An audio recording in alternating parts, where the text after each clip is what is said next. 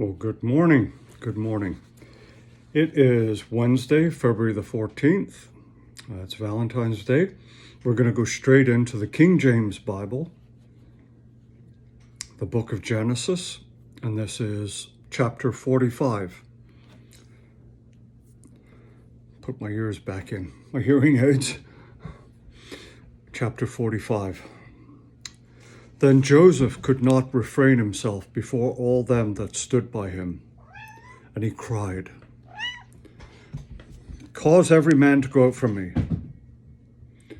And there stood no man with him, while Joseph made himself known unto his brethren.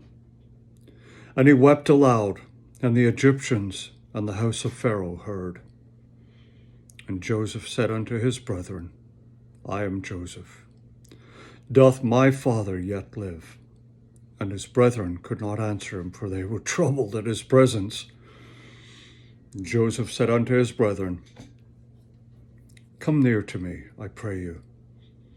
And they came near, and he said, I am Joseph, your brother, whom you sold into Egypt. Now therefore be not grieved, nor angry with yourselves that you sold me hither. For God did send me before you to preserve life. For these 2 years have the famine been in the land, and yet there are 5 years in which there shall be neither be earing nor harvest. And God sent me before you to preserve you a posterity in the earth, and to save your lives by great deliverance. So now it was not you that sent me hither, but God. And he hath made me a father to Pharaoh, and lord of all his house, and a ruler throughout all the land of Egypt. Haste ye, go up to my father, and say unto him, Thus say thy son Joseph, God hath made me lord of all Egypt. Come down unto me, tarry not. And thou shalt dwell in the land of Goshen. And thou shalt be near unto me, thou and thy children, and thy children's children, and thy flocks, and thy herds, and all that thou hast. And there will I nourish thee. For yet there are 5 years of famine, lest thou and thy household and all thou hast come to poverty. And behold, your eyes see, and the eyes of my brother Benjamin, that it is my mouth that speaketh unto you.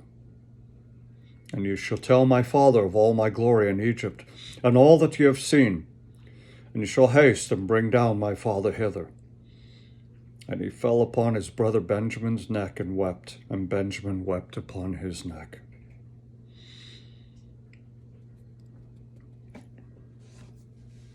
Moreover, he kissed all his brethren and wept upon them. And after that his brethren talked with him. And the fame thereof was heard in Pharaoh's house, saying, Joseph's brethren are come. And it pleased Pharaoh well, and his servants. And Pharaoh said unto Joseph, Say unto thy brethren, This do ye, lade your beasts, and go, get you into the land of Canaan, and take your father and your households, and come unto me, and I will give you the good of the land of Egypt, and you shall eat the fat of the land. Now thou art commanded, This do ye, take you wagons out of the land of Egypt for your little ones, for your wives, and bring your father, and come. Also regard not your stuff, for the good of all the land of Egypt is yours. And the children of Israel did so. And Joseph gave them wagons according to the commandment of Pharaoh, and gave them provision for the way. To all of them he gave each man changes of raiment.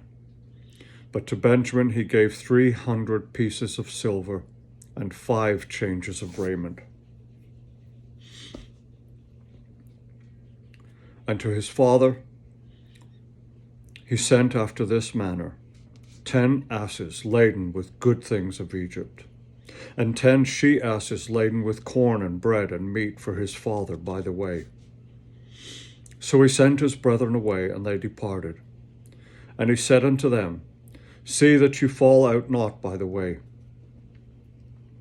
And they went up out of Egypt, and came into the land of Canaan, unto Jacob their father.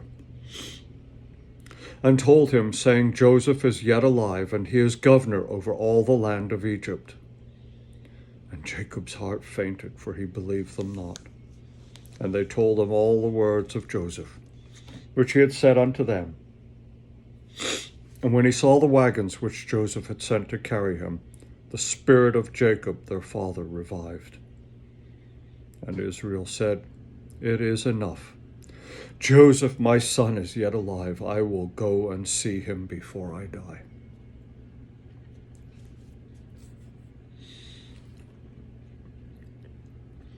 We often say, we always say, today, the 14th of February, is a day of love. And I marked it here just in case. 1 Corinthians chapter 13 is the chapter of love that Paul wrote. It's funny because in that chapter of love, he uses the word charity because he was talking about an agape love, a giving love that doesn't expect anything back in return. And I think it's highly appropriate that today we read Genesis 45, because I think that is the chapter of love.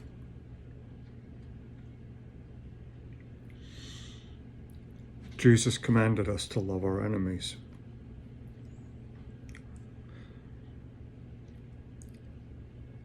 And you would have to say that in this whole narrative, this story of Joseph, that his enemies were most likely his brothers, his own family. But he still loved them, in spite of what they did to him. He could see that God's hand was in it. So we have to say to ourselves, when we look at our enemies, is it God's hand at work here? Is something going on that God is orchestrating? I mean, the flip side is it could be Satan. It could be evil.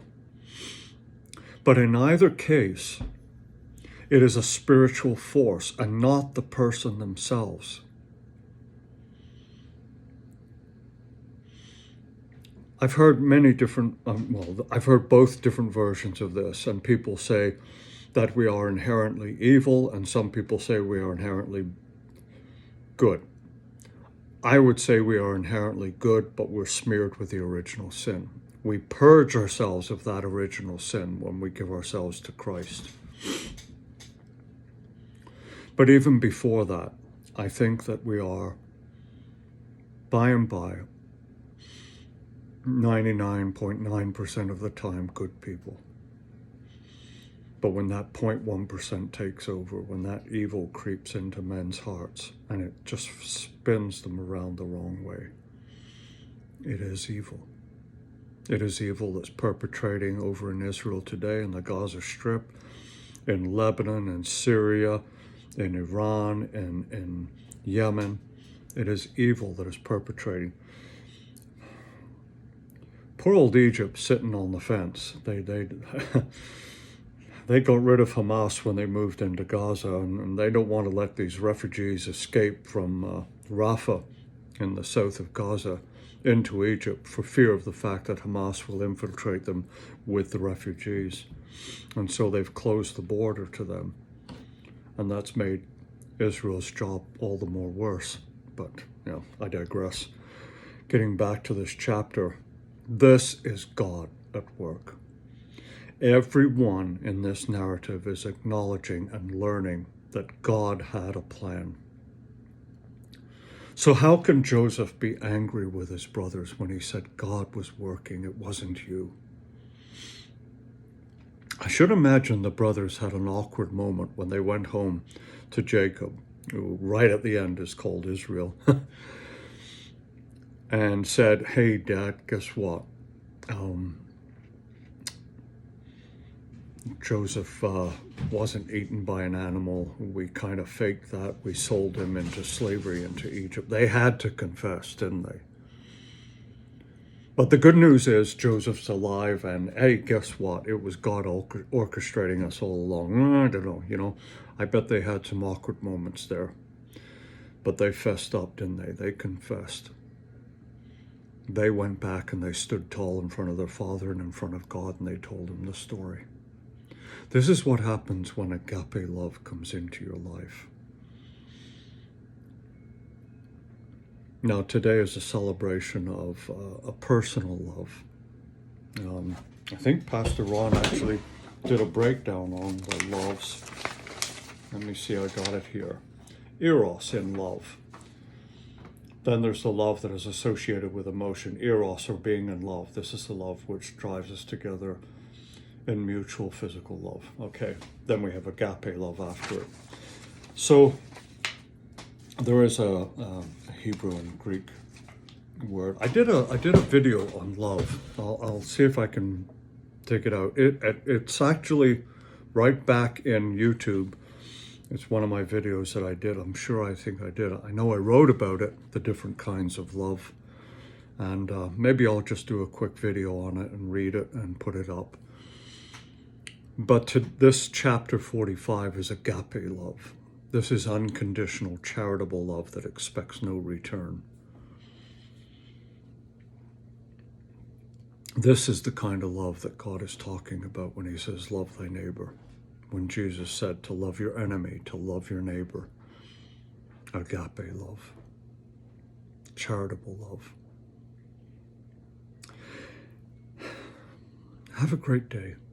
The sun's coming out. I don't think it's going to get particularly warm today because it's windy and that chill factor is not going to melt too much of that snow, but it's a beautiful day outside.